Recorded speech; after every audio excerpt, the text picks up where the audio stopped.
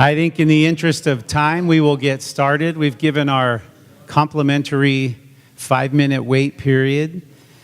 Thank you, all of you who made the time to be able to come and listen in today on our next forum as we try to give you continual updates on not only post-accreditation information, but implementing some of our new protocols and strategies. And in particular, this spring, we want to give you a quick update today on the process of where we are in developing our new district master plan. So I want to make sure that I acknowledge our staff who may be watching in Hanford and our staff who may be watching from Tulare. We're live streaming there. So I'm going to remind those of us who will be stepping up later as presenters to make sure that we hold the microphone right here so that we get good sound and that we get the opportunity for them to hear us well. And I've also been told that it's much better visually on the receiving end if we stand off to the side of the screen. So for our presenters, if you guys hang around right here, you're going to be able to not conflict with the screen. If you walk in front of the screen, you tend to disappear into a dark mass. And we don't want that to happen to either of you. So I would like to acknowledge one of our board members who was able to get away and spend a little time with us today and thank him for coming, and that's Greg Sherman. Greg, thank you for coming by today. We appreciate that. As always, I want to thank the tech staff and our office staff who have helped us set everything up. Terry, Tim, thank you guys so much. I want to make sure that I thank our provost, Dr. Hollabaugh and Dr. Dudo in Hanford and Tulare for making the necessary arrangements over there for staff to be able to look in and to listen in. So we appreciate that very much. We won't take a long time today. This is actually a relatively short update, but it's an important one because we know that as the month of May gets started, we're going to get really busy, and it's likely that we might not have another update forum as we race toward graduation for the rest of the academic year. But we have been busy this spring, and we've been busy working on implementing many of the features of our COS 2.0 planning manual, decision-making manual, and resource allocation manual. And to that end, we have a lot of work that's happened over the course of this spring on our master plan. Many of you have heard a little bit about that. Hopefully you've been involved in some conversations about that. Hopefully you've been reading COS e-news about that. But you'll recall that the college is driven by a 10-year master plan. And the 10-year master plan that's currently in place is set to expire in 2015. So this year, prior to January 1st, 2015, we're doing the groundwork now, the study, the research, the drafting, to put together our next generation of the COS master plan that will become effective in January 2015 and carry us through 2025. So this is the time right now where that work is underway. We've commissioned the support of a consultant who's helping us with parts of the process.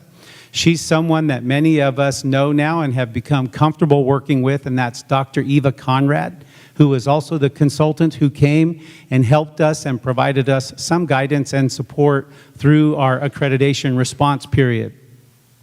She's been working to help us understand the process, lay out all of the pieces of the process, and put together kind of the final structure of what our master plan will look like.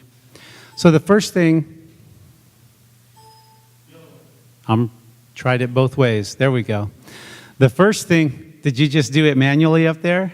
Oh, okay.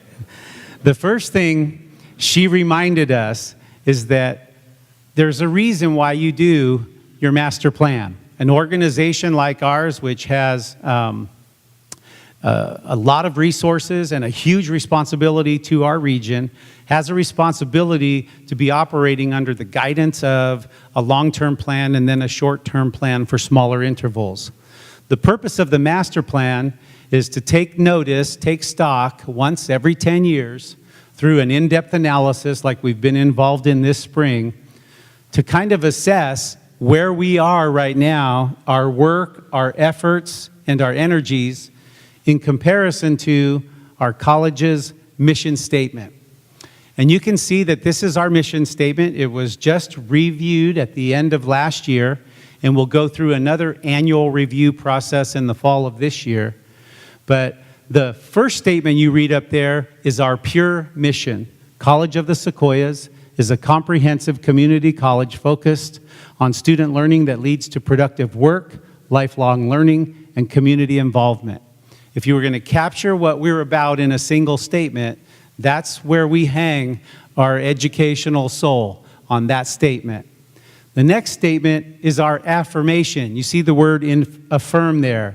College of the Sequoias affirms that our mission is to help our diverse student population achieve its transfer and/or occupational objectives, and to advance the economic growth and global competitiveness of business and industry within our region. So we have a verb in there, affirmation. This is really, here's our mission, and here's what we believe about getting that mission accomplished. And then finally, it's supporting the students. Our commitment to supporting the students in the mastery of the basic skills, and then providing them the programs and services that are going to foster that student success. So we have a strong mission statement, and what we've been doing this spring are a series of studies and tests with the data about our institution to determine how well we're performing in the goal of achieving that mission.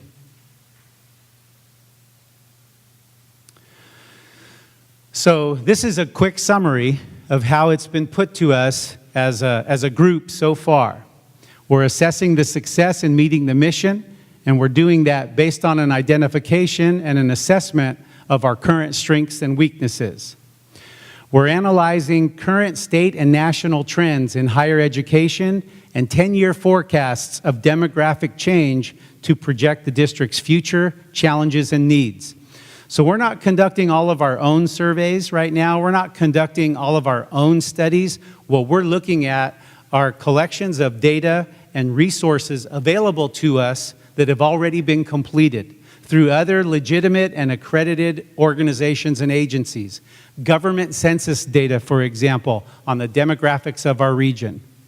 Workforce and employment trend data done by the Department of Labor at both the federal level and the state level. The Workforce Investment Board, which is regional for Tulare County. There are a number of entities and organizations that are studying our region, studying our population.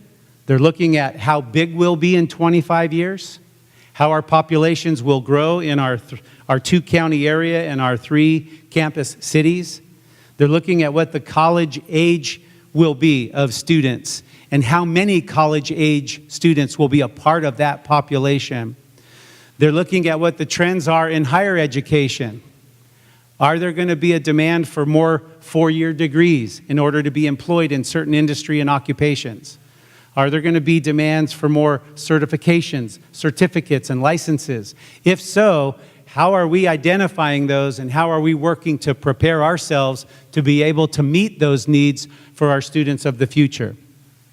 So with that analysis, we're working on the development of district goals. The goals would convey our district's responses to these identified challenges. So one of the things we've done so far, Dr. Conrad has met with senior management, she's met with District Governance Senate, she's met with representatives of our college in the master plan task force, she's met with representatives from individual divisions and departments, and solicited input from them both about what the data shows their departments are producing right now, how successful are students in our areas of math and English and science, and how successful are our students in areas of career technical training, licensing, and vocational. So she's sat with them and looked at the data as it is now and said, from this data, what do we envision for the future? What are our next challenges as we try to plan for the future? And in identifying those challenges, we're starting to put together some draft goals. Last week, we held a workshop with representatives of senior management, Dean's Council, classified employees, faculty members, the Master Plan Task Force, the Executive Board of Academic Senate. A cross-section of our campus came together, and we took a look at the first reading in the Master Plan draft of identifying these challenges. Here's what these challenges look like. And then the first draft of some possible goal statements. here's what goal statements to address these challenges might look like. So that, at least the drafts of that have begun to take shape in their initial form. We need to connect those districts' educational needs to plans for the future in district facilities. So our master plan is taking shape in the form of chapters. And the first chapters are about an identification of who we are and a review of the data and identifying those challenges. The subsequent chapters then show how will we plan facilities to meet these educational goals and needs? How will we develop resources to meet these educational goals and needs? And then ultimately, the master plan serves to inform the public. And it makes a public declaration of our intent as an institution to provide these services and these supports and these opportunities for our students as they make their way through College of the Sequoias and through our region.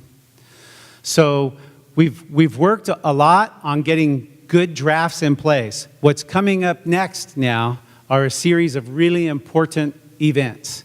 Opportunities for the bigger college community to get more involved. And that's what Dr. Lacerna is going to touch on next. She's going to show you a little chronological timeline of what we've done and what's left to be done. And then we're going to finish this afternoon's presentation with Greg Turner giving you an update on the very next opportunity, one of the most important opportunities coming up for our master plan development process. Dr. Lacerna. Thank you. Do you know how to switch it now? Okay. So first of all, I want to thank everybody that's been working so hard for the past several months on this effort. And two of the people are the co-chairs that I'm working with. Greg Turner, who's going to be presenting in a second, is my co-chair for the Institutional Planning and Effectiveness Committee, and all of the members of the Institutional Planning and Effectiveness Committee who represent all three campuses, the staff and faculty and administrators on all three campuses. So I want to thank all the members of the Institutional Planning and Effectiveness Committee. And then I also want to thank my co-chair for the Master Plan Task Force, who is Carol Enns, and all of the members of the Master Plan Task Force who represent, again, all of the faculty, staff, and administration on all three campuses. So they all are volunteers in both groups, and they've been working hard, reviewing the first drafts of everything and spending a lot of time in meetings. And then everybody else who's been involved in it, including our research office, Dr. Ozturk and Ryan Barry Souza, who have been working nonstop on all of the Chapter 2, which is the second part that Stan talked to you about, which is all of that data that we're going to be using to make our decisions. So as Superintendent Carasosa mentioned, there are several things that we've completed, and it was we have the first drafts of those first three purposes completed in the draft form. So in February and March, we identified data, compiled data, and interpreted data. And most of that happened with our research office, so they're very busy and have been working nonstop. We've met with faculty, staff, and administrators in February and March to look at the data and to start an analysis of the data. So we met with a number of groups. Dr. Conrad was here, as Stan mentioned, meeting with all of the academic divisions, the student services divisions. Then we had a meeting of the Master Plan Task Force and Institutional Planning and Effectiveness Committee in February and March. All of those meetings were focused on reviewing the master plan, reviewing the data, discussing the data, and meeting with Dr. Conrad, meeting with Dr. Ozturk to talk about what all of that data meant. In March and in April, as Superintendent Carasosa mentioned, we're identifying our major challenges for the next 10 years. So we've had those discussions and meetings in Master Plan Task Force and in Institutional Planning and Effectiveness Committee. We've looked at them in the Dean's Council and in Senior Management. And then within the divisions, the deans have been meeting with the divisions to look at the specific data for their areas. And as mentioned last week, we had a joint meeting with, and I apologize for the acronyms, we will spell them out next time, but it's the Master Plan Task Force, Institutional Planning and Effectiveness Committee, the Executive Board of Academic Senate, the Dean's Council, and Senior Management. We all met a little over a week ago to look at all of the data and to develop the first draft of the challenges and goals based on that data. So that's where we are right now. And if you think back to the last slide, that was the first 3 purposes of the master plan. And so Greg Turner in a second is going to come up and talk about the next opportunity to view that information, which is this Saturday, May 3rd, for the Master Plan Summit. And again, I really want to thank the members of, there's a task force that's putting that together, and it's members of Academic Senate Executive Board, the Institutional Planning and Effectiveness Committee, and the Master Plan Task Force who are putting all of that together, and they've been working really hard to get that done, so I want to make sure to thank them for the work that they're doing on the May 3rd Summit. And it's going to be, Greg's going to talk to you more about it, but I really recommend you all join us there because it's the campus-wide first chance to take a look at those goals and challenges and the data. And the next steps then is what we will be doing is after we get input on May 3rd, over the summer we'll be putting together the next drafts based on the input and feedback that we've received thus far. I know on Chapter 2, Dr. Ozturk has pages and pages of feedback that he's going to be looking at over the summer and incorporating into the next draft of Chapter 2. Dr. Hollabaugh over there in Hanford High is working on Chapter 1 and fixing and putting in input and revising Chapter 1. I will be working with Brent Calvin on Chapter 3. Chapter 4, the academic deans are working on over the summer with their input from their divisions and their division chairs. And then the last chapters on the facilities plan, Christine Staton and Eric Middlestead will be working on the first drafts of that over the summer. So a lot of drafting will happen over the summer, and then at our fall convocation, we'll look at all of that input and feedback that we've received this semester in the next draft of each of those chapters, and we'll have that available to discuss and review at the fall convocation. We said we were going to have district forums on all of this, and so as you remember, we had our first master plan district forum in February. Our second one is today. We have the summit on May 3rd, and then we will have additional summits following fall convocation. We expect to probably have 2 forums, in September to talk about what our next drafts are and to talk about those challenges and goals. And then October through December is the public's opportunity to look, the community opportunity to look at where we are in our next draft of the master plan, what College of Sequoias is going to look like for the next 10 years. And then the final adoption will go to the board in January 2015, and we will adopt our master plan. So that is what the timeline is looking like right now. And not to think that the work is over in January 2015, because then, if you guys remember our little model, our circle, who can tell me what happens after? Oh, see, Greg beat me. I didn't even get input from Hanford to Larry because Greg yelled out strategic plan. So we have the next step after the master plan is the strategic plan, and according to our planning model, we will start developing that strategic plan, which is our 3-year plan. So we'll go from the 10-year plan to the 3-year plan in January 2015. So the work doesn't end. We're going to keep planning and implementing and planning. Okay, so our next opportunity to talk about all of this is Saturday. And I'm going to have my wonderful co-chair, Greg Turner, come up here and talk about the Master Plan Summit. Greg is the interim, or currently interim. Have you been officially elected? For next year, the Vice President of Academic Senate. And I just want to say, this is my first time working closely with Greg, although I was his dean for several years, and working closely with Carol Enns. And I have been so impressed with the work that they're doing. And I really, again, want to thank both of them for stepping up and really taking a leadership role on this, and really been able to count on both of them. So I'm going to have Greg come up and talk about that. And we need the next slide. Thank you, Dr. Lacerna. Can you hear me? Yep. Hello, Hanford. Hello, Tulare. Hello, Visalia. As Dr. Lacerna already mentioned, we have the Master Plan Summit coming up on Saturday. Can I see a show of hands of those of you who are registered? Okay, I see a few people who aren't registered yet. You'll get one more email coming out later today. The deadline is tomorrow at noon Okay, so you want to make sure to register. Even if you plan to come and think that you didn't need to register, maybe you didn't want a lunch or something, you need to register because we need everyone's names for table placement as well as name tags. Okay, so make sure you register for that. So far today, you've gotten a little bit of a teaser. There was a discussion about challenges and goals in the master plan. Nobody told you exactly what we came up with, and you'll get to see that on Saturday, so you've got to come if you actually want to see those and be able to give some feedback on them. The summit will start at 8:30. We will have coffee and continental breakfast, and there will also be lunch served, and there's flex credit for those faculty who need that. That's enough sell, right? No?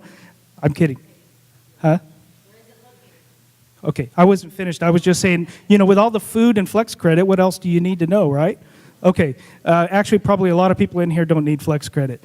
In any case, we're having it at the Porter Fieldhouse, the new gym. We will be following the format that if you came to the summit for accreditation, the last one we had, we'll be following a similar format to that. And again, that's why we need names so that we can have name tags and strategically place people in tables. Okay, it's going to be lots of fun. You will get to provide input then on the goals and the challenges. You'll get to see some of the data. We promise not to overburden you with the data, though. We're going to try to limit that. However, each table will have the full set of data if you need to look at it. You will also have a chance to give feedback that goes beyond the master plan. We're going to have a parking lot, where all of the neat ideas that come up with that we can use later, say when we get to the strategic plan, can be used. Other than that, I think you'll be glad to come. You'll be glad you came. You'll understand the process better. And I would say this is actually the most important opportunity or the biggest opportunity that you have, not just one of them. This is a chance for the whole community, the campus, students. We have 64, I think, as of the last time I checked, registered. So encourage anyone else to register. We want to encourage more community members and even board members to come because we don't have we don't have any community members signed up yet. We do have students and a lot of faculty and staff, which is good. Our turnout so far is looking like it might be close to what we had when we were dealing with something that seemed much more dire, right? The show cause. But we should be able to pretty much match that, I think. It looks like. Where we're at now, and I know a few more people will sign up. But again, don't forget to do that. There will be another email coming out. If you've lost the link, there's a link for you to register. Make sure you do that. Do we have any questions?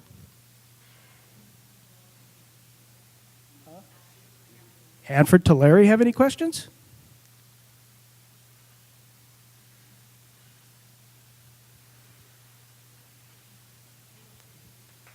Okay. Well, as you can see, a lot of work has taken place. Up to this point, lots of folks have been involved, but as Greg said, this really is the first opportunity for us to branch open now and invite all comers, much like we did last year. And I think one of the keys, there were many, but one of the keys to our success in accreditation and our response to the accreditation is that we all came forward and put in a little bit of time. And whether it's during the week or at one of the voluntary summits or participating like you're doing now, I think this is the trademark of College of the Sequoias 2.0, and the fact that people come forward, they got engaged early on, they've stayed engaged, and we want to continue to be engaged. So this weekend, this Saturday is an opportunity to really, in a very relaxed environment, get kind of deep into, roll your sleeves up a little bit and understand what's going on in the master plan planning process and understand what's going on in the development of the challenges and the goals. And as Greg said, you don't need to stay the whole time. If you can't, we're happy to have folks come, be there, contribute as much as you can, because it is one of those opportunities that there are only a few of. In this case, only one real big summit like this. And so we encourage you to take advantage of that opportunity, even if it's just for a little while. We think it will be worth your while. So on behalf of the administration and the board, I want to thank everybody for being here. Thank you in Hanford. Thank you in Tulare for your time. Again, we're committed to implementing our process, making these strategies work. I don't want to miss this opportunity, though, while we have a few folks gathered together, to tell you all that this spring semester has been a really impressive semester for College of the Sequoias. We're excited about kind of the upward trajectory now. After having gone through the accreditation show cause response, we have a little bit better state budget, which is translating into an opportunity to restore lost faculty and staff and services.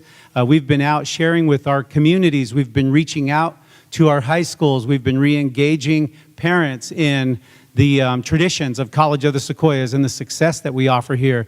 And as a result of that, our Student Services Department right now, from all three campuses, Hanford, Tulare, and Visalia, are in the middle of a really strong campaign to recruit and enroll students and get ahead of many of the things that used to slow them down in their completing of their registrations in years past. And we've just been really excited to have, I think, probably over 1,500 schedules in students' hands at this time in April, which is probably one of the best efforts we've ever had in the history of the college for next fall. So we're excited about that. Dr. Lacerna and I, along with dedicated faculty members and other administrators, have been engaged in hiring committees. We're bringing on 9 new full-time instructional faculty. And so sitting through those interviews and being a part of seeing multiple finalists for really important positions is exciting work. It's a good time for College of the Sequoias.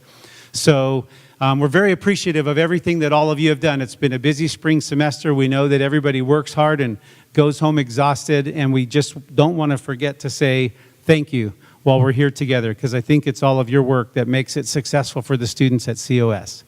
So with that, we'll adjourn our meeting today. Thank you, and we hope to see you Saturday. Take care.